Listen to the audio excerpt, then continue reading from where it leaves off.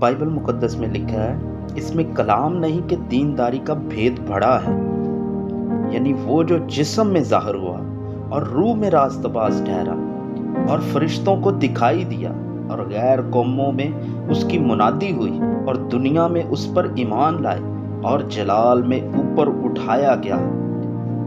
اس آیت میں خدا کا بندہ پالوس رسول اس بات کو کہتا ہے کہ اس میں کلام نہیں کہ دینداری کا بھید بڑا ہے، یعنی دینداری، راست بازی، پاکیزگی، مخلصی کا بھید بڑا ہے۔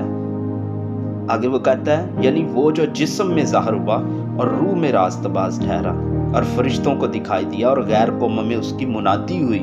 غیر قوموں میں اس کی منادی ہوئی۔ پرانے عہد نامے میں خدا ابراہیم سے کلام کرتا ہے، ابراہیم کو بلاتا ہے اور اس کے بعد خدا ابراہیم سے بے شمار وعدے کرتا ہے۔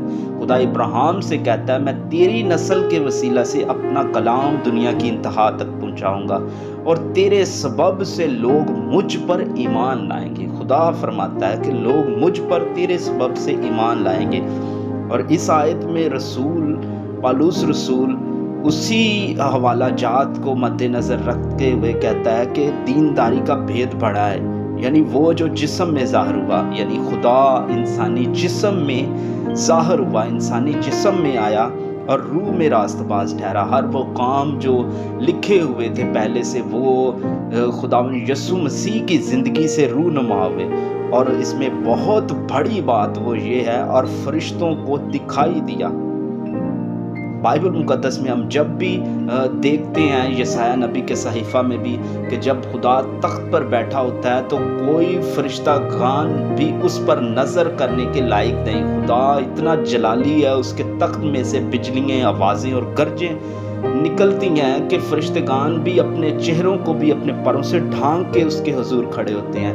لیکن یہاں پر رسول کہتا ہے اور فرشتوں کو دکھائی دیا۔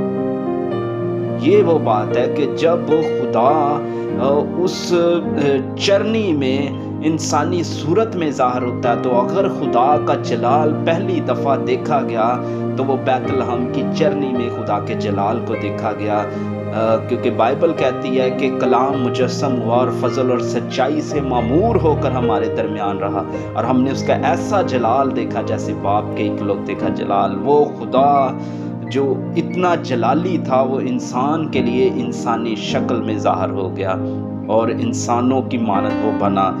یہ وہ بہت بڑا ایک بھید رسول کہتا ہے کہ اس میں کلام نہیں کہ دینداری کا بھید بڑا ہے، یعنی وہ جو جسم میں ظاہر ہوا اور روح میں راست باز ٹھہرا۔ یہ کس لیے ہوا کہ بنی نوع انسان کو اس کے گناہ سے، اس کی برائیوں سے اور اس کے ہر وہ کام جو اسے ہلاکت میں لے کے جا رہے تھے، گناہ میں لے کے جا رہے تھے، اس کو بچائے۔ خدا نے انسانی جسم میں ظاہر ہو کر انسان کے لیے مخلصی اور راست بازی کا بندوبست کیا تاکہ انسان نجات پائے، انسان خدا کو جانے، خدا کی نزدیکی حاصل کرے۔ وہ جو خدا سے الگ ہو چکا تھا، خدا سے جدا ہو چکا تھا، اس بیٹے کے ذریعے سے دوبارہ سے اس کا ریلیشن خدا کے ساتھ ہو۔